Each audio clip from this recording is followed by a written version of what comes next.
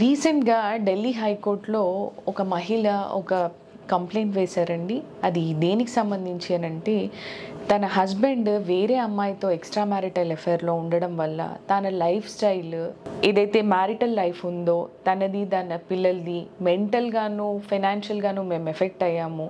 So, ఇలా మా ఫ్యామిలీని ఎక్స్ట్రా మ్యారిటల్ అఫైర్‌లోకి ఎంటర్ అయ్యి నా హస్బెండ్‌ని నాకు దూరం చేసింది కాబట్టి, ఆవిడ దగ్గర నుంచి నేను సివిల్ డ్యామేజెస్ అనేవి క్లెయిమ్ చేసుకుంటాను అని ఎవరైతే మహిళ ఉన్నారో ఆవిడ మీద ఈ వైఫ్ కేస్ వేయడం జరిగింది.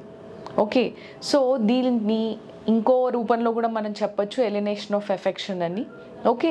డెఫినెట్‌గా నేను ఆవిడ దగ్గర నుంచి ఆ మనీని రికవర్ చేసుకుంటాను. ఎందుకంటే నా డ్యామేజెస్ రూపంలో నాకు ఆవిడ షీ ఈజ్ డెఫినెట్‌లీ లయబుల్ అని.